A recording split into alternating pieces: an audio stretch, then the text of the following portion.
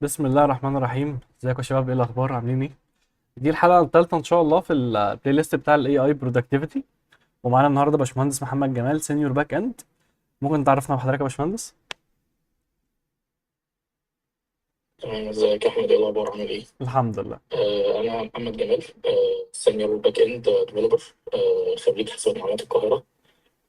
خبره حوالي 10 سنين. حاليا شغال اغلبهم شغلي كان فريلانسنج يعني. فبالنسبه لي ده كان الموديل الافضل يعني، ان انا ابقى شغال حر. اشتغلت برضه في شركات از فول تايم زي سله في السعوديه. بس رجعت اشتغلت برضه فريلانسر تاني مع عملاء في مصر وفي الخليج مينلي يعني. الستاك اللي شغال بيه بي اتش بي لارافيل. هو ده الستاك اللي انا شغال بيه حاليا. بسويتش او بشتغل بجانب البي اتش بي، بشتغل نود برضه. آه، بس يعني ده كده حاجات سريعه، او حاجه سريعه كده، تعريف سريع. ما شاء الله. لا جميل ما شاء الله. ماشي. ربنا يخليك بس. احنا زي ما احنا عارفين هنتكلم النهارده عن الاي اي برودكتيفيتي، وهنتكلم الفوكس بتاعنا النهارده عن الباك اند. فعشان كده معانا باشمهندس محمد جمال. فتعالى كده نخش في الموضوع على طول، ونبدا باول سؤال. انت كباك اند ديفلوبر، ايه الحاجه اللي الاي اي جه سهلها هي كانت صعبه قوي قبل كده؟ كتابة الكود. بالنسبة لنا كتابة الكود وفر عليه وقت كبير. في إن أنا يعني كنا، أنت عارف بقى، موضوع الكودينج وإن إحنا نقعد نكتب كود والكلام ده، فهو وفر برضه وقت. حاجات تانية كتير زي التستنج. ده بقى أساسي في الشغل عندنا يعني. قبل كده أنت ممكن كنت تشتغل مثلا فيتشر كاملة، أو إن أنت مثلا تبقى عامل شغل جامد جدا بس ما عندكش وقت للتستنج. دلوقتي أنا شايف إن هو مبقاش رفاهية، بقى هو إن أنت اساسي ان انت تست الشغل، خصوصا كمان مع الكود اللي بيطلع من الاي اي. لازم تبقى انت متاكد ان هو طالع تمام والدنيا تمام. فانك يعني خليه يكتب لك التست كيس برضه، وانت تقول له كيسز معينه يكتب لها التست. مم. زي الدوكيومنتيشن، برضه بقت حاجه اساسيه جدا في ان انت تكتب بي اي دوكيومنتيشن كويس واضح. يبقى لما تيجي تسلمه للفرونت اند تيم، للموبايل تيم، يبقى الدنيا كلها واضحه، الاند بوينتس واضحه. فدي من ضمن الحاجات كنت بتعملها قبل كده، بس كانت بتاخد مجهود كبير. من ضمن الحاجات اللي ساعدت علينا هو الموضوع ده. فانت بقى شغلك اكتر ريفيونج، ده هنتكلم عنه يعني. اكتر يعني انت دلوقتي بقيت بتقرا كود اكتر من انت بتكتب الكود بتاعك. مم. ده من لي الشغل اليومي تقريبا، اللي هو انا بريفيو الكود وبريفيو الحاجات اللي بتطلع. وطبعا بتحط له يعني اساسيات ما ينفعش انه يطلع براها. الاساسيات دي اللي هي زي الاي اي رولز والسكيلز، صح كده؟ السكيلز، ده احنا ممكن نتكلم عنه بقى بالتفصيل، لان انا عامل يعني في سكيلز كتير انت ممكن تضيفها. ودي من ضمن الحاجات اللي انا بشوفها اساسيه لازم تعملها، علشان زي ما احنا بنقول ان انت بتخاف ان الاي اي يخرف او يهلوس في حاجات معينه. فانت لما تيجي تحط له حدود معينه او يعني رولز معينه، هو ما يطلعش براها. سواء بقى في السكيلز وفي البرفورمانس، ان الكود اللي يكتبه ده يبقى اصلا قابل ان هو يحصل له سكيل بعد كده، ما يبقاش ان هو بيمشي الدنيا وخلاص. الحاجات دي كلها لازم تبقى عامل حسابها من البدايه خالص، في قبل اي مشروع، او حتى لما تخش على اي مشروع موجود يعني. مم. طيب، تعالى كده نتكلم ايه الاي اي تول اللي انت بتستخدمها في شغلك، او البروفايدر مثلا اللي انت بتستخدمه. بص، هو طبعا انا حاليا بستخدم كلود كود وكودكس از سكندري تول يعني. بس المين تول بالنسبه لي هي كودكس، كلود كود، وبس تحديدا يعني. وغالبا بستخدمه في معظم الحاجات. سونات مثلا بستخدمه في ريفيوينج، حاجات زي كده، في دوكيومنتيشن الكلام ده. لكن بس قوي جدا في موضوع البلاننج، فبالنسبه لي ده بستخدمه. بدأت مؤخرا استخدم كلود ديزاين، في ان انا اعمل بقى مثلا شويه يو ايز او حاجات زي كده، تساعدك في ان انت مثلا تطلع حتى برضه شكل كويس. هو مشكلته ان هو يعني بيحرق توكنز كتير قوي كلود ديزاين ده، بس هو بيطلع شغل كويس قوي بصراحه. فكنت بستخدم قبل كده لافابول وريبلت، بس حاليا كلود ديزاين بالنسبه لي لا، النتائج بتاعته افضل بكتير. مم. فدي تقريبا الحاجات اللي بستخدمها، معظمها تبع كلود يعني. طب وكودكس بتستخدمه في ايه بالظبط؟ بستخدمه مثلا في ريفيو على حاجات معينة يعني. مثلا في أحيانا بخليه ريفيو على كلود عشان أتأكد من حاجات معينة. بس ما بستخدموش، يعني هو مجرد كده بتست بيه حاجات، لكن من جوب بالنسبه لي لا، هو كلود كود بصراحه، مش كودكس يعني. كودكس حاجات بسيطه قوي امم لما بحس ان الليميت بتاع اوبس قرب يخلص. هو الفكره، انا كانت وجهه نظري في الحوار ده ان لو حد معاه كلود ومعاه كودكس، يستخدم كلود في البلاننج وكودكس في الامبلمنتيشن، لان كودكس مش بيحرق توكنز زي كلود. مم. فالعقل المدبر يكون كلود، وكودكس يبدا ان هو يطبق، مش العكس. ف بالظبط، ممكن. بس يعني انا شخصيا بحس ان لا، انا يعني مطمن اكتر مع كلود. لما كلود هو اللي بيعمل بلان، اه، وبيعمل امبلمنتيشن. جميل. طيب لو هنتكلم عن الديلي ورك بتاعك، انت بتستخدم الاي اي ازاي في شغلك؟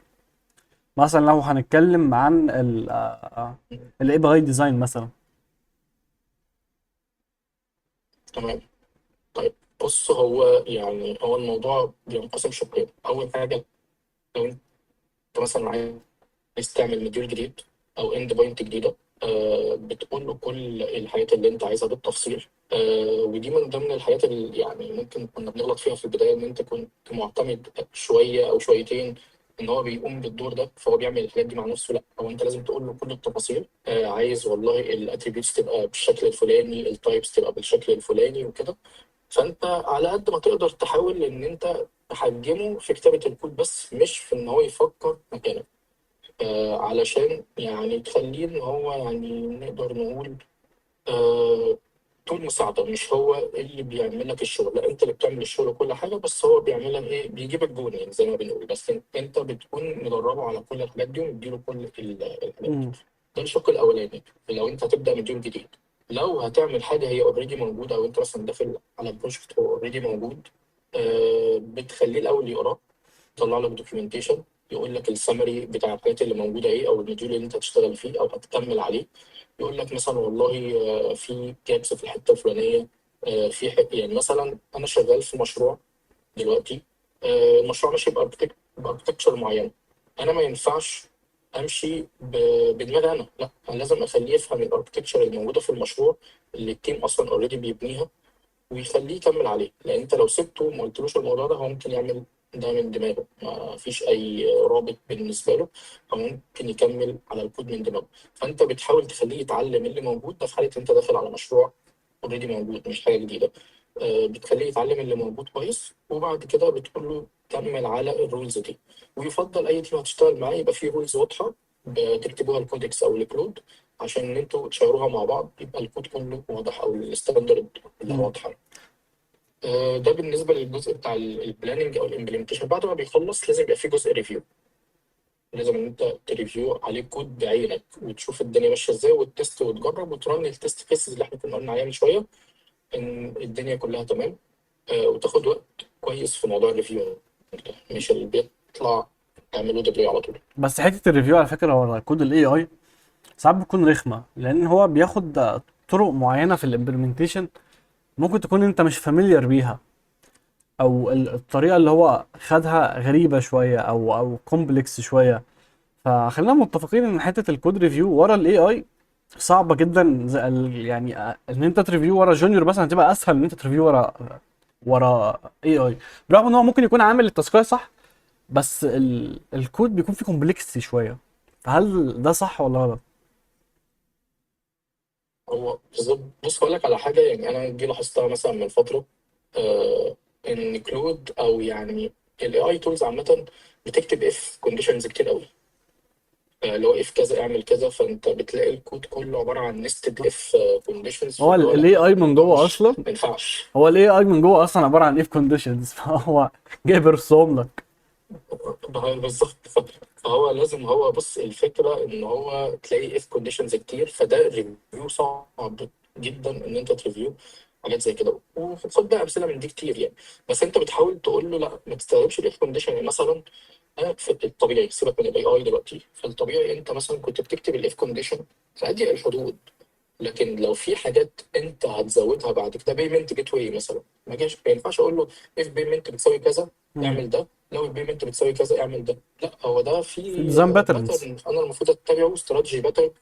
بالظبط. الستيت علشان باترن انا برضه. اقدر ان انا اكستند الكود. بالظبط زي ما انا كنت بكتب مثلا، او زي ما كنت بقول من شويه، فكره السكيلابيلتي. انه انا لما بكتب كود كل اف كونديشن، انا لو هضيف 5 بيمنت جيت واي مش هقعد اكتب لهم اف كونديشن. فدي من ضمن الحاجات اللي في الريفيو لازم تاخد بالك منها، ولازم تقول له عليها ان انت لو في حاجه بسيطه سويتش بسيط ماشي، لكن لو في حاجه احتمال ان هي يبقى فيها اكستند، لا يبقى ساعتها ممكن ان احنا نكتب مثلا ديزاين باترن او غيره يعني. طب ده يرجعنا لنقطتين، ان انت اصلا لازم يكون فاهم البيزنس صح، تمام، عشان انت تبقى اوير هل بعد كده هنضيف حاجات ولا لا. زي البيمنت جيت واي مثلا، احنا ممكن نكون بادئين في الباك لوج البيمنت ميثود حاليا اتنين، بس ان فيوتشر هيكون في اكتر، فلازم انا اكون اوير بالبيزنس ده، وفاهم ان بعد كده هيتضاف حاجات، فبيلد بقى ايه الفانكشن دي او الفيتشر دي ان هي تكون سكيلبل مينتينبل، عشان بعد كده هرص شويه بيمنت ميثودز مختلفه. فلازم اكون فاهم بيزنس كويس، ولازم اكون فاهم اصلا الساينس بتاع الحاجه اللي انا شغال بيها، عشان اقدر اريفيو. يعني زي ما انت قلت، احنا دخلنا في حته ديزاين باترنز. طب ده هل ده ليه علاقه بالاي اي؟ لا، بس ده ليه علاقه بالشغل بتاعي، بالديلي ورك بتاعي انا، عشان اريفيو وراه لازم زي ما انت قلت فعلا اكون فاهم باترنز، فاهم ديزاين باترنز، فاهم سوليد، فاهم او بي. فدي حاجه تحديدا في وقت الاي اي، مش حاجه ان انا اكبر دماغي منها. ولا ايه وجهه نظرك في الموضوع؟ بالظبط. بالظبط. عشان كده دايما بنقول ان فكره ان انا ابطل بقى مذاكره من الاي اي بيعمل كل حاجه. لا يعني انا شايف ان انت اصلا محتاج تذاكر اكتر دلوقتي الفتره دي، لان انت دلوقتي كنت او زمان كنت انت بتكتب اللي انت عايزه، حتى لو كود اي كلام. لكن دلوقتي هو بقى في كود بقى بيجي لك، فانت لازم عشان تريفيو كأنه بيعمل لك انترفيو، هل الكود ده كويس ولا لا. فانت عشان تبقى فاهم فعلا الكود اللي طالع ده كويس ولا لا، لازم تبقى فاهم هو عمل ايه بالظبط او المفروض يعمل ايه. بالعكس انا شايف فكره ان انت تذاكر وتدوس اكتر في فكره الانجينيرنج عامه او السوفت وير انجينيرنج يعني وكده، والديزاين باترز والحاجات دي بقت يعني اهم من قبل كده كمان. جميل. طيب لو هنطلع بره حته الاي اي، هل الجونيور مثلا او الانتري ليفل اللي داخل السوق مهم جدا ان هو يكون عارف في الوقت اللي احنا فيه دلوقتي ديزاين باترنز مثلا؟ يعني مش عايز اقول سوليد، تعالى كان في الديزاين باترنز، هل لازم يكون عارف ديزاين باترنز؟ بص هقول لك على حاجه. يعني مثلا انا مثلا بعمل منتور شيب بروجرامز الجونيورز، تمام، اللي هو مثلا عنده مشكله في ان هو بيكتب مثلا بيكتب كود بس ما حدش بيعمل له ريفيو، مش عارف الكود الصح من الغلط وهكذا، بيطلع الحاجه اهو شغاله. فالفكره في إيه؟ ان انا في ال3 شهور اللي احنا بنبقى فيهم في البروجرام ده، انا بقول لهم لا مش عايزين نستخدم الاي اي خالص في في كتابه الكود. هل ده معناه ان هم مش هيستخدموه بعد كده؟ لا هيستخدموه، وانا مقتنع ان بعد كده كتابه الكود اللي ما كانتش دلوقتي هي هتقل جدا. يعني هتقل بشكل كبير جدا ان حد يكتب كود. انا بالنسبه لي بقالي شهور ما بكتبش كود مثلا، من ساعه الهايب اللي حصلت والكلام ده. بس في نقطه اي حد داخل جديد المجال هو بيفتقدها لو هو اعتمد على الاي اي من دلوقتي، اللي هي فكره ان انا افكر ازاي. امم. انا محتاج انت تفكر. انا مش عايز تكتب كود، وانت مش هيبقى مطلوب منك تكتب كود، بس لازم تبقى تفكر في حل المشكله. لان انا لو جيت قلت لك والله انت معاك اي اي تول وعندك مشكله، هتروح ترمي المشكله دي بكلود او كودكس او غيره وقول لي حلها لي، هيطلع لك حل. ممكن يطلع لك 100 حل بس انت مش عارف ايه اللي مناسب. فانت لازم تعرف تفكر الاول ايه المناسب وايه اللي مش مناسب، علشان اشوف الاتجاه اللي انا هروح له. امم. دي بالنسبه لي نقطه مهمه جدا. النقطه الثانيه، ويمكن احنا كان حظنا احسن منهم شويه، فكره السيرش. يعني ان انت ستاك مثلا كان اوفر عندك فلو. مشكله فبتخش على ستيك اوفر فلو. بالظبط. وعلى جيت هاب مثلا ايشوز والحاجات دي كلها بتشوف المشاكل اللي قابلت الناس. فانت عشان بتشوف حل مشكله بتطلع بخبره كبيره جدا. يعني احنا في جزء كبير من بتجرب خبرتنا اتكون من وتغلط. الحته دي، دلوقتي مبقاش موجود. امم. دلوقتي انت عندك مشكله بيديلك الحل في الكونتكست اللي بتذاكر فيه او بتحل المشكله فيه. لكن فكره ان انا انفتح شويه على المشاكل واشوف الناس قابلت مشاكل ايه واتعلم منها، لان كنت بتعلم كونسبت كتير جدا في في موضوع السيرش ده وتروح تبحث عنه بره المشكله خالص. دلوقتي بنفتقد الحكايه دي. يعني احنا محظوظين شويه ان احنا قعدنا كام سنه في الموضوع ده، بس الجيل اللي طالع عشان كده دايما مش بفضل ان هو يكتب باي اي تولز على طول او يكتب كود باي ايز على طول. بس يسيرش شويه، حتى لو الموضوع هيبقى مانيوال ومتعب، بس هيفيده على المدى البعيد. يتأسس صح من الاخر، يعني يتأسس صح، زي ما احنا اتأسسنا زمان، هو بورقة وقلم وتقعد تفكر كده، مش بالظبط. بروبمنت هترمي لي الاي اي، لا انت ورقة وقلم وتقعد ترسم وتفكر وتعمل وتخش على ستاك اوفر فلو وتسرش وتغلط وتتعلم. دي الطريقة الصح. عارف انت زي الجيم كده، في اولد سكول بالظبط. وفي ساينس بيزد. ولا ده صح ولا ده صح ولا ده غلط ولا بالظبط. ده غلط، الاتنين مع بعض صح. يعني انت تلاقي الناس طالعه بتخبط، بتوع ساينس بيزد تطلع تخبط في الاولد سكول، وبتوع الاولد سكول يطلعوا يخبطوا في الساينس بيزد، وتلاقي واحد طالع في النص كده تالت يقول لك لا الاتنين تمام ادمج ما بينهم. فهو حته الدمج اللي ما بينهم ده صح. انت ما ينفعش تكرف للاي اي وتقول لي انا هشتغل مانوال بس، محدش هيشغلك. ولا ينفع تكرف للساينس مم. وخلاص تكبر دماغك الاي اي انا هخش ارص بروبلمز، البتاع شغال خلاص انا زي الفل تمام. ولا انت كده صح ولا انت كده صح. انت تضرب عصفورين بحجر، انا شايف ان ده احسن حاجه. فبرضه ايه وجهه نظرك في الموضوع ده؟ يعني زي ما بقول لك، يعني هي الفكره، بص الاي اي لو انت هتستخدمه في ان انت في البدايه خالص هيلخبطك جامد جدا، بغض النظر ان هو هيلغي خبرتك، هيبقى يخلي خبرتك معتمد عليه كليا، بس انت مش هتتعرف على حاجات جديده. بس انا شايف ان هو الاي اي بيبقى قوي جدا في حاجه، حتى لو حد لسه بيبتدي، ان هو يشرح له الكونسبتس. مثلا تيجي تقول له والله انا في كونسبت معين مش فاهمه، ديزاين باترن معين مش فاهمه، طب اشرح لي مثلا الاستراتيجي باترن، الفاكتوري باترن، الحاجات دي كلها. هيبدا يشرحها لك ويدي لك امثله من الشغل اليومي اللي بيتعامل مع اي حد.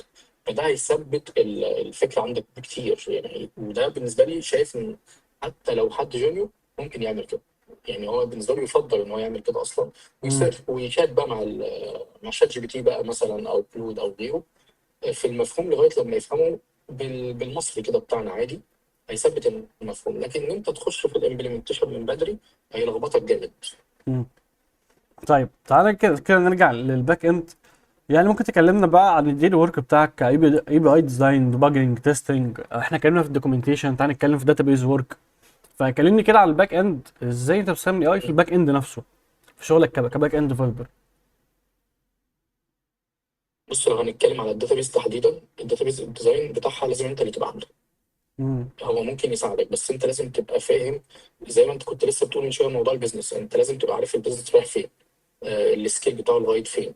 فلازم تبقى انت حاطط الباوندرز معينه للداتابيز ديزاين، وتبقى حاطط الاتريبيوتس ومش عارف ايه، وتديها للاي اي. هو ممكن مثلا يقترح عليك حاجات وكده، بس الداتابيز بيبقى كونسبت كريتيكال شويه او حساس شويه.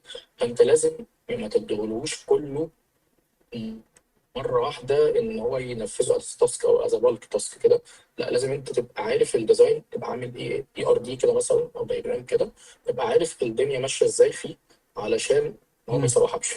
ده الداتابيز غالبا، يعني انا شخصيا الاستراكشر بتاعها او الديزاين بتاعها لا بحب اعمله بنفسي. يعني انا بالنسبه لي دي تاسك ممتعه، بغض النظر عن الاي اي يعملها او لا. دي بالنسبه لي بحب ان انا اعمل الدايجرامز دي، او ان انت توصل التيبلز ببعضها والحاجات دي. فبالنسبه لي ده شايفه حاجه ممتعه مم. بالنسبه لي، ده فستيل بعملها يعني. اعتقد زيها زي الاي بي اي ديزاين برضه، ما ينفعش الاي اي هو اللي يعمل الديزاين بتاع الاي بي اي.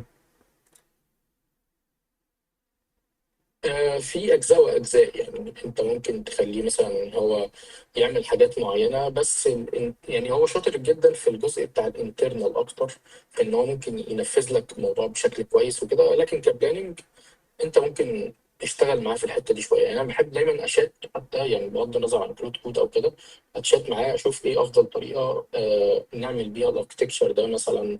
ايه افضل يعني مثلا لو في باكجز معينه مثلا نستخدمها هتسرع علينا الحاجات دي كلها. ممكن يوصل لباكجز على فكره على جيت هاب انت ممكن ما تكونش وصلت لها او مش عارفها وكده. هو بيعرف يعمل سيرش كويس جدا في الحته دي. مم. فيعني بتبقى على حسب الاركتكتشر او الاي بي اي ديزاين اللي بتعمله. في حاجه بتبقى سهله زي كراود اوبريشنز وكده، خلاص انت مش يعني مش مستني منه حاجه كبيره قوي، وانت في نفس الوقت مش تقدر تقول له حاجه كبيره، هي حاجات معروفه خلاص. الا لو حاجات بقى فيها كالكوليشنز او الكلام ده، لا لازم انت مم. تتدخل من البدايه. ده حقيقي. انا فاكر كنت شغال قبل كده على حاجه، فانا طلبت منه هو كان اي كوميرس، فعمل امبلمنتيشن البتاع. تبص على الابلكيشن تيست شغال، فببص على الكود لقيته في البرايس بتاع الايتم حاطط ديفولت. طب يا عم انت عبيط طيب ولا ايه؟ مم. انت حاطط ديفولت للبرايس. هو اقترحها من نفسه. هو عملها من نفسه. والمشكله ان انا كنت عامل له سبيكس، انا كنت شغال بسبيك كات، ففي سبيسيفيكيشن فايلز كتير قوي، مم. وقعدنا نفولو اب مع بعض كتير، والسبيك كات اللي جربها هي طويله قوي. فانت كل حاجه مكتوبه لك وتمام، رايح مم. تحط لي ديفولت البرايس يعني؟ يا عم بعيدا عن السبيكس، بالدماغ كده شغل دماغك، يعني حاطط لي ديفولت البرايس ازاي؟ بالظبط. فده يودينا لحته مم. ازاي بتفيريفاي الاي اي جنريتد كود، لان دي مهمه جدا. هو الكود ريفيو لازم تريفيو، يعني هو مثلا بيعمل بي ار او كده، انت لازم تريفيو البي ار اللي هو طلعه كويس جدا. الكود اللي هو كتبه، انت بتبص عليه هاي ليفل الاول، هل هو ماشي على الاستراكشر اللي انا عايزه فعلا، والتقسيمه اللي انا عايزها وكده، الدنيا امم. تمام. خلاص بتخش بقى على الكود، على الكنترول مثلا، بالنسبه لي بتخش على الكنترولر، تشوف فعلا هل مطبق السيرفيس باترن كويس، هل ده بينادي على ده صح، هل في اي مشكله. كود ريفيو عادي جدا زي ما بتعمله، بس يبقى رخم شويتين. امم. يمكن ارخم من الكود ريفيو اللي كنا بنعمله قبل كده. لكن ده لان زي ما انت بتقول في حاجات ممكن بين السطور ما تاخدش بالك منها، تعمل لك مشكله بعد كده وتدوخك. امم. طيب. فاي اي جنريتد كود ما امم. ينفعش تعمل له ريفيو على طول، لازم تاخد وقتك كويس جدا في الريفيو. حلو. طيب ايه اكبر مشكله واجهتك كباك اند ديفلوبر مع الاي اي؟ يعني احنا اتكلمنا عن ايجابياته، تعال نتكلم على سلبياته بقى. ايه المشكله العويصه اللي انت اتحطيت فيها بسببه؟ هل مسح داتابيس برودكشن؟ هل عمل اي مصيبه معاك؟ يعني في الديفلوبمنت مش هديله اكسس على البرودكشن خالص. هو كل الاي اي المفروض يشتغل، يعني انا بعمله بشتغل على اللوكال ديفلوبمنت، يعمل براحته اللي هو عايزه، بس ان هو ما يدوش اكسس على برودكشن. ودي نقطه هنجي لها في موضوع السكيورتي يعني. بس اكبر مشكله بالنسبه لي والله هم مشكلتين، حاجه خاصه بيا وحاجه ممكن تكون خاصه بالتيم شويه. بيكتب كود كتير قوي. انت عشان قبل كده مثلا البي ار كانت ممكن 3 فايلات، 4 فايلات، 5. دلوقتي انت لو شغال في حاجه كبيره شويه، حتى لو التاسك مش اللي هي كومبلكس قوي للدرجه دي، بس هو بيحب ياخد راحته قوي، فبتريفيو ورا كتير. فده بالنسبه لي ممكن الجانب السيء شويه. قبل كده لما كنت بتريفيو بي ار في نص ساعه، ربع ساعه، ايا كان، دلوقتي لا، انت ممكن تستهلك وقتك اكتر من كده كمان في ان انت تريفيو الحاجه. فدي بالنسبه لي الجانب السيء. موضوع الريفيو بيبقى فعلا صعب يعني، خصوصا ان هو بيكتب حاجات كتير، فانت محتاج تربط كل ده ببعضه. امم. الجزء التاني، في احيانا مثلا ابقى شغال مع حد باك اند او فرونت اند او موبايل او كده، بدا يعدل في فايلات هو مش قادر يفهمها، بس الاي اي اقترح ان احنا نعمل التغيير ده. فبلاقي بي ارز طالعه باك اند اديتس او ابديتس من تيم الفرونت اند. طب انت علشان انا ما اعرفش انت عملت تاسك ايه بالظبط، انت عندك تاسك في الفرونت اند، عملت لها حاجه باك اند تسندها عشان تطلع التاسك، فانا مش فاهم الكونتكست اللي انا ريفيو عليه ايه. فدي بالنسبه لي تبقى صعب، يعني صعب ان انت تريفيو على حاجه انت مش فاهمها ومش شغال فيها. وما ينفعش ان حد ملوش يعني ما عندوش الخبره ان هو يفهم الاي اي اللي بيطلع او الاي اي كود اللي بيطلع ده، ويعدل فيه لمجرد ان كودكس او كود راح ان احنا نغير ده. دي بالنسبه لي جانب سيء جدا. يعني قبل كده كان استحاله يعني ان فرونت اند يشتغل في باك اند، بالعكس ده كان بيفضل لي يقول لك احنا عطلان على الباك اند اسبوع مثلا. وكانوا يفضلوا مستنيينا والكلام ده كله، فاللي هو تمام. لكن دلوقتي فكره ان هو يبدا يعدل على فايلات الباك اند او كده، دي بالنسبه لي صعب، او العكس إن الباك اند يعدل على الفرونت اند. فاحنا كنا بنعمل شغلنا بالعافيه، دلوقتي بقيت اعمل شغل الباك والفرونت اند. لا مش قوي كده يعني. لازم امم. تبقى فاهم في الفايلات فاهم الفايلات اللي هو طلعها فعلا او الكود اللي هو طلعه. انا اتزنقت الزنقه دي الاسبوع اللي فات في الشغل على فكره، عدلت في الباك اند، وبعدين لقيت حد، لقيت حد في التيم داخل بيقول لي اللي انت عامله ده عامل مشاكل. فلقيته بعت لي يعني كهنتات كده احلها. فانا مش فاهم يعني ايه اللي مكتوب ده. رحت عامل ايه؟ عملت اندو للتشنجز، ولغيت الحاجات اللي انا عملت لها بوش، وماليش دعوه انا بقى باي حاجه. ده اللي مزعلكوا شلته اهو. بالظبط. بالظبط. ماليش دعوه بقى بالباقي. انت بتعدل الحاجات اللي انت اشتغلتها، رحت الغلطات شايلها. بتاعتك بالظبط. لان انا فده مش بالنسبه لي لا، فاهم. جانب سيء جدا ان هو حد يكون، ده حقيقي بالظبط، ان انت مش فاهم الكود اللي طالع لان ده مش تخصصك. بس هو كان وما شغال. ينفعش ان انا بس هو كان شغال. اعدل في فايلات التيم. شغال دلوقتي، بعد كده ما تعرفش ايه اللي هيحصل. ده حقيقي. آه، آه، وفاهم كمان ان يعني ده انا شفته مثلا لما تيم الفرونت كان بيكتب باك اند او بيعدل في فايلات الباك اند. لا يعني كان بيبقى كلها ورك اراوند. هو مش شغل امبلمنتيشن فعلا، لا هو ورك اراوند بيسند التاسك بتاعت الفرونت عشان تشغلها. دي بالنسبه لي مشكله، ان هو يطلع ورك اراوند بالشكل ده. فطب انا ريفيو ايه؟ ريفيو ورك اراوند، فبالنسبه لي لا ريجكتد. فما ينفعش ان انت اي حد يعدل على حاجات هو مش فاهمها قوي. امم ده حقيقي. طيب وده مشاكل انا كتير بعد كده. انا في سؤال ما كنتش مجهز له بس جه على بالي دلوقتي. طيب احنا لو يعني انت قلت مش بتكتب كود بقالك فتره كبيره بسبب ان الاي اي بيكتب حاجه زي كده، م. فانت بتتعامل معاه ازاي؟ يعني بما انك مش بتكتب كود، لان انا اتحطيت في الفتره دي فتره معينه بقيت شغال بسبيكت، وانا كل اللي بعمله بعمل له اللي هو السبيسيفيكيشنز، بكتبها له صح وبكتب له الرومت صح وبخش اقوله له وبستناه امبلمنت، وبعدين بتست الاول اشوف الدنيا تمام، بعمل كود ريفيو، ببدا ان انا اعمل له كود ريفيو، ببدا ان انا اشوف المشاكل اللي انا شفتها، حته محتاجه ريفاكتور، حاجه محتاجه تكستمايز مثلا تعمل ريوزبل، هنا محتاجه تستخدم ديزاين باترن معين، هنا مش عارف محتاجه اكستراكت الحاجه دي اخليها على جنب مثلا هستخدمها بعد كده كتير. فده اللي انا كنت بعمله. فانا حاسس ان ده هيعمل مشاكل لان هو بيعدل في حاجات كتير. يعني انت قلت ان هو بيعدل في م. حاجات كتير فبيكبر البي ار، فاعتقد دي مشكله ان البي ار مثلا تلاقيها في فايلات كتيره قوي مبعوثه في بي ار واحده. ف جدا. فممكن نحل المشكله دي ازاي؟ لان انا اتحطيت فيها.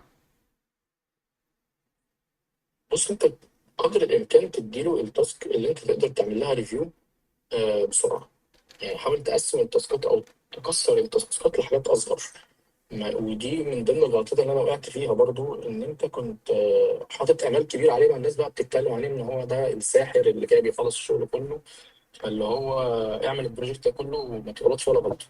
فلا، ما فيش الكلام ده خالص، ما ينفعش. فانت زي بتحاول تقطع المديولز اللي انت بتشتغل عليها يعني. زي اللي يقول لك بيلد فتديله تاسكات صغيره. بيلد فيبل 5 دو نوت ميك اني ميستيك.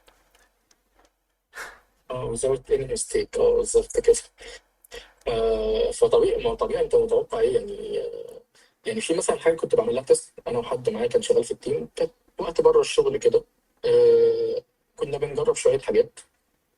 طلع تقريبا حوالي 300 اند بوينت. 300؟ 300 اند بوينت. ليه شغالين في امازون؟ يعني 300 ليه؟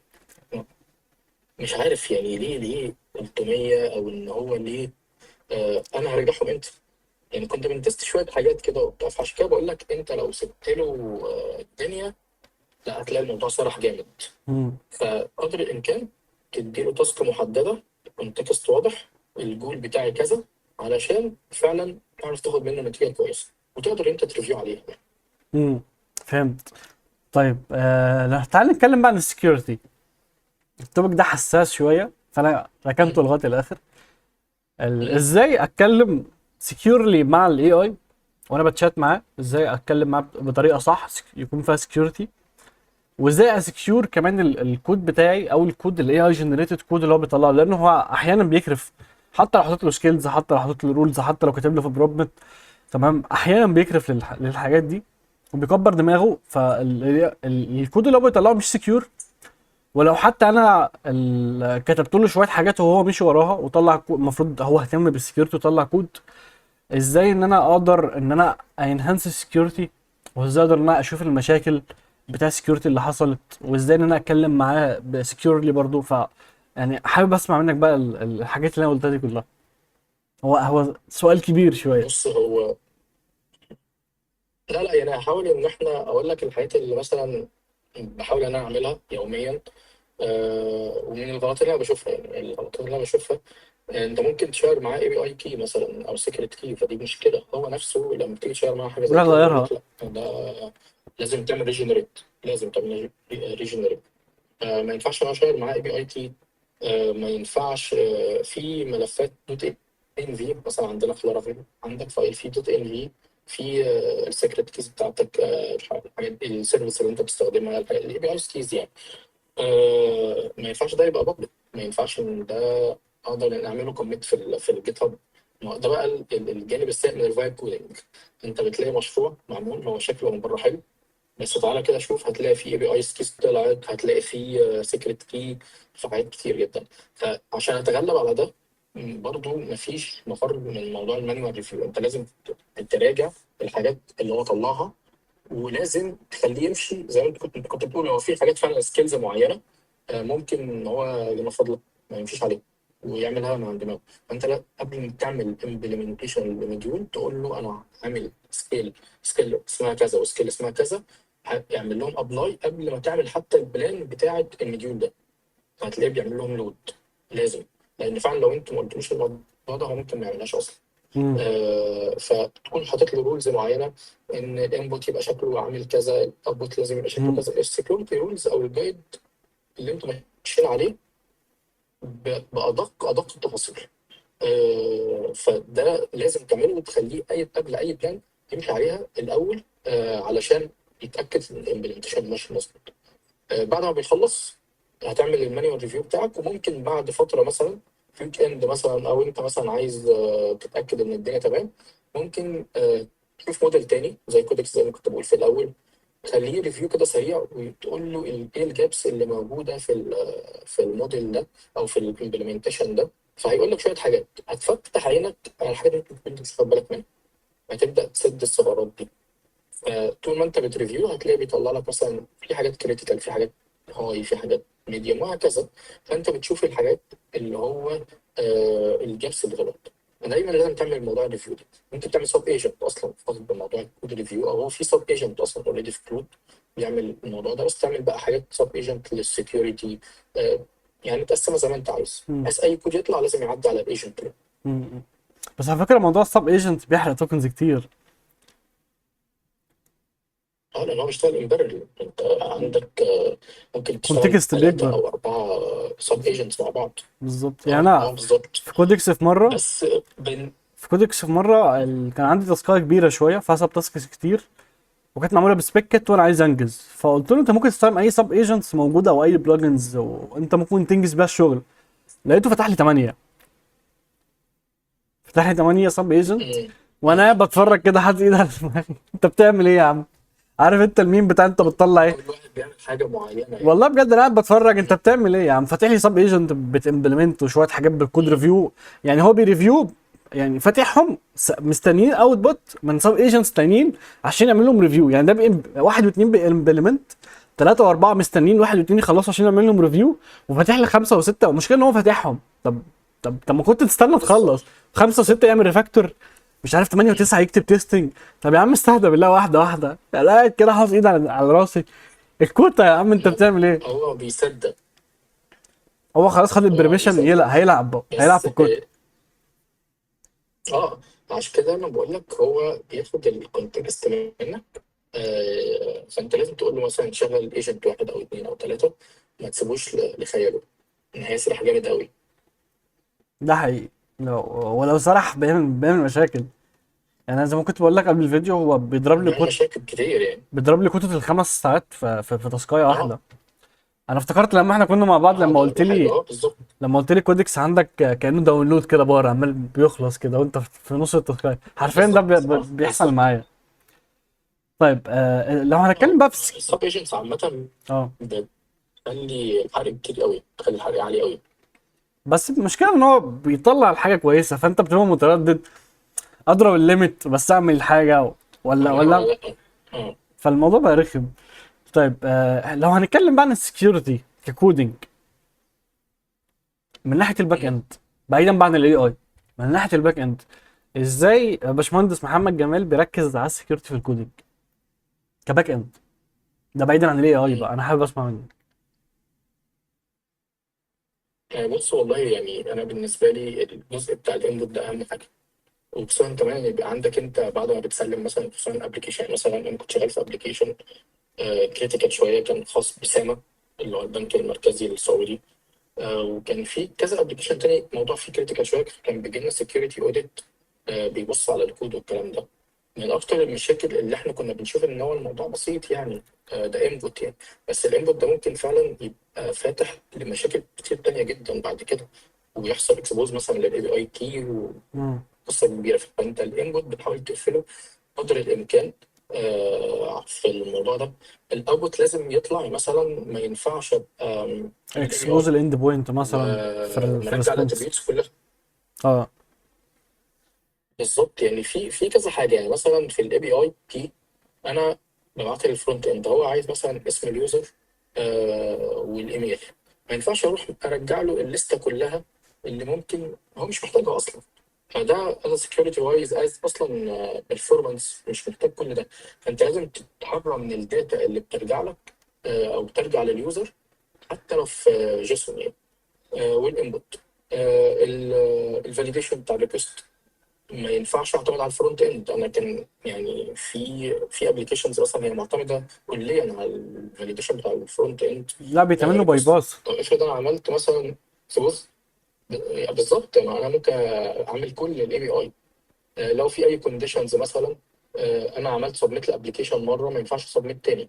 هنقفلها من الفرونت اند هو از لاير، افرض وانا عدها لاير بس مثلا من الباك اند. افرض انا يعني رحت عملت كول من بالظبط حصل بالظبط اكسبوز كده. للاند بوينت، فحاجات من دي كتير. وحد جابها وقعد يلعب على في من البوست مان مثلا، كده احنا عملنا ايه ولا اي حاجه؟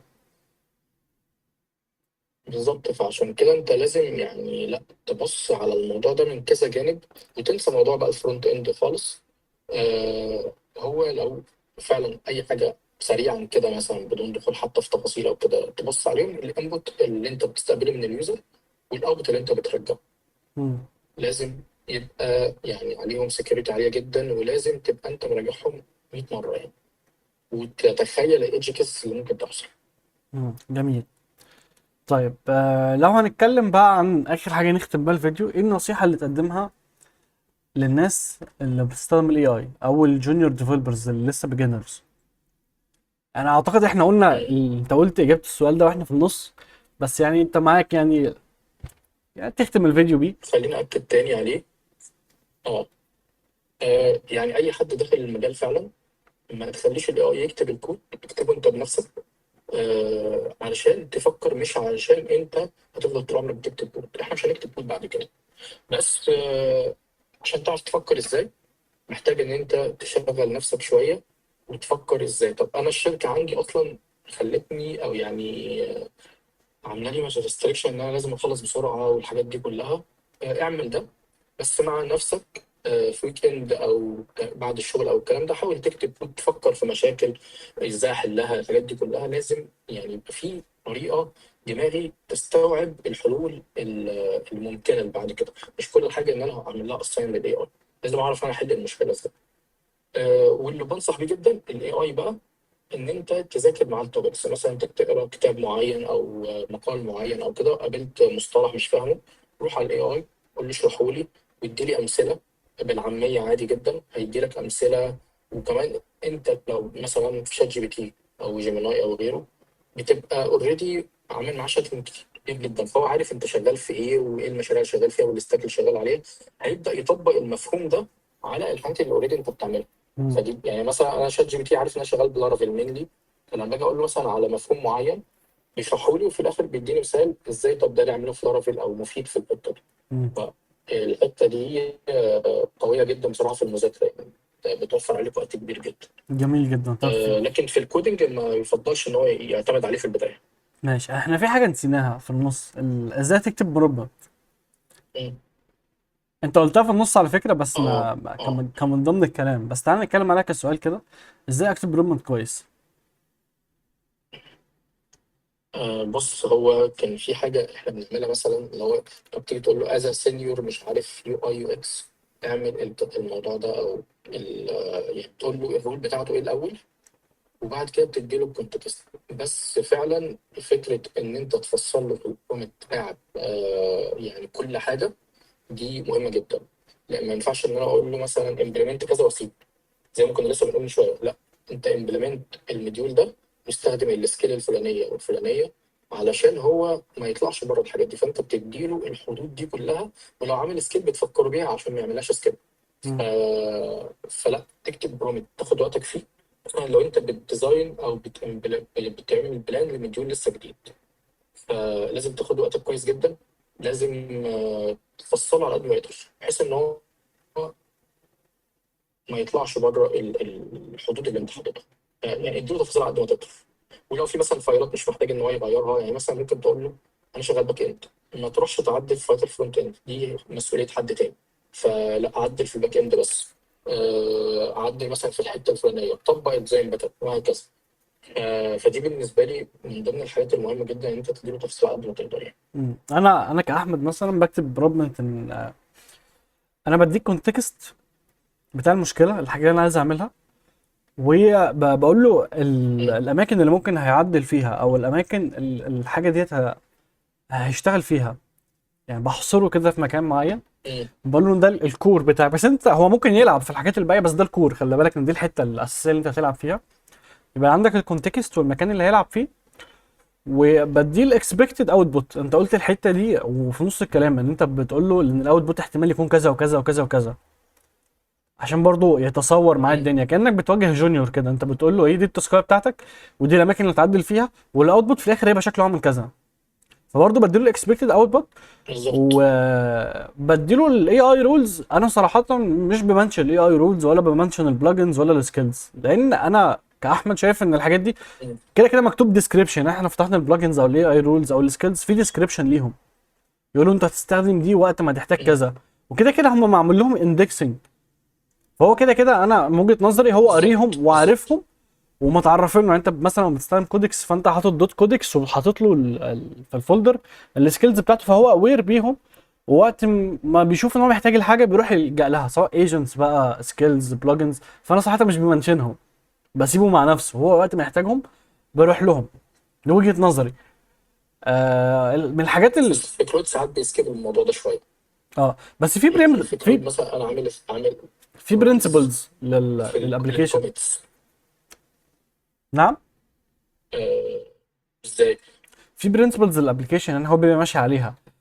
يعني مثلا برنسبل. اه. م- هو مثلا لو عامل كود بيز اندكسنج، فهو قاري الكود، واخد باله مثلا ان انت هنا بتستخدم كذا طريقه معينه او شغال. انا مش عايز ادي اكزامبلز من الموبايل عندي عشان ايه الفيديو باك اند. بس في طرق م- معينه انت بتكون شغال بيها، وهو عامل كود بيز اندكسنج. فهو فاهم ان انت شغال بالطريقه كذا، فمش هيروح مثلا لو انت عامل كاستمايزبل فانكشن مثلا بتعمل كروت اوبريشنز معينه بطريقه معينه. انا مش عايز اهبد في الباك اند، بس انت بتكستمايز الحاجه دي. م. تمام، لا، فهو بيفولو الفكره بيها، رساله مش عموما. هيبيلدها فروم سكراتش. فاهمني؟ فهو المفروض لو هو عامل كود بالظبط. بيز اندكسنج مش هيعدل حاجه، هيروح يستخدم الحاجات اللي موجوده ويمشي وراها، هيمشي بنفس الطريقه اللي انت شغال بيها. فاهمني؟ فده الاكسبيرينس بتاعتي انا. بس لقيت حد باك اند معايا في الشغل، ربنا يبارك له، قال لي على فكره لذيذه في البروبلمنت. قال لي انت ممكن تضيف له يوز كيسز. انا لسه ما جربتهاش، بس حسيتها هتبقى لذيذه. يعني هو وراني كده الطريقه اللي هو شغال بيها وهو بيحط اليوز كيسز في البروبلمنت، هي جميله. يعني بترسل له اليوز كيسز بتاعتك، تمام، والدياجرامز كده كانك بترسمها له. المشابهه للحاجه اللي المفروض يشتغل عليها. بالظبط. والفلو وكل الكلام ده انت بتبدا ان انت تعمل له زي كانها دياجرامز كده، بس هي مش دياجرامز فعليه. بس انت بتبدا ان انت ترسمها له كده وانت بتكتب. فعجبتني الفكره، بس انا ما جربتهاش لسه الصراحه. بص، هو اي تفاصيل انت بتديها للاي اي عامه هتبقى مفيده، وهتفيدك انت شخصيا. انت طول ما بتديله تفاصيل معينه وحدود معينه ما يطلعش عنها او ما يحيدش عنها، الموضوع هيبقى مفيد. ممكن تخليه يعني يعدل في مديولز معينه. ممكن برضه خد بالك تبقى شغال مثلا على ابلكيشن في مديولز كتير، فيروح يعدل في مديولز هي مش مطلوبه منك انك تعدل فيها. فلازم تقول له بالظبط هيعمل ايه. فطول ما انت تقدر تديله تفاصيل ويوز كيسز زي ما كنت بتقول، او الكونتكست توضحه له، ده بالنسبه لك هيبقى احسن كتير يعني مم. في النتيجه كمان، وفي جوده الكود كمان اللي هتطلع. بالظبط. يعني انا كنت بكلم حد على الفيس قبل كده في الكومنتات، انا كنت بكلم في النقطه دي قبل كده، لقيته داخل بيقول لي طب لو انا هكتب كل ده في البروبلمنت، امال هو هيعمل ايه؟ ف الفكره في كده، انت مع الوقت بتكسل. يعني هتلاقي عارف اللي هو ايه. لا، حاول تفهم انت دماغي. لا، هو يعني ما ده انا يعني انا هينعكس على النتيجه. بالظبط انا شايف ان هو انت بتعامله كجونيور، فانت محتاج توجهه. مم. كل ما تديله انستراكشنز اكتر وكونتكست اكتر، كل ما يبقى فاهم انت عايز ايه. غير كده هو هيبدا يهيس منك، وهتطلع تشتم فيه في الاخر، ما انت اللي استخدمته غلط. بس ده بالنسبه كده للبروبلم. بالظبط، بالظبط. انا مش حابب اطول فانت عليك. تفصل له كل حاجه على قد ما تقدر يعني. بالظبط. لا لا خالص والله، بالعكس أنا استمتعت بالنقاش ده جدا يعني. فحبيب هندسة، انا اعتقد كده كل الاسئله كده ربنا تمام، حتى كان يخليك. في اسئله بره الاسئله اللي احنا متفقين عليها وسالتها، فانا كده تمام لا وقمت. والله أنا استمتعت بالنقاش ده جدا بالفيديو ده جدا. حبيب هندسة، اتمنى الرجاله والشباب ان شاء الله يتبسطوا، وحابب اعرفهم ان احنا قعدنا نحاول نظبط الصوت، لان انا بيجيلي تعليقات كتير على الصوت، اه فتقريبا 45 دقيقه بنظبط الصوت، فيا رب يكون ظبط، يا رب ان لا إن شاء الله يكون يعني يكون ظبط في التسجيل بإذن الله. شاء الله. ونكون يعني قلنا شوية تيبس كده تساعد الناس يعني، أو تفتح دماغهم على حاجات معينة ياخدوا بالهم منها بعد كده. باذن الله، فالمفروض الفيديو ده النهارده يعني هنزله النهارده او بكره ان شاء الله، باذن الله. بإذن الله. بإذن خلاص، الله. ماشي، تؤمر باي حاجه يا باشا. تمام. حبيبي، ربنا يخليك، حبيبي، ربنا يخليك. ماشي، ممكن نقفل الفيديو على تسلم. كده. تسلم. يلا مع السلامه يا رجاله، باي باي. ماشي تمام. مع السلامة. باي باي. تعالى نروح نقفل بقى، بص.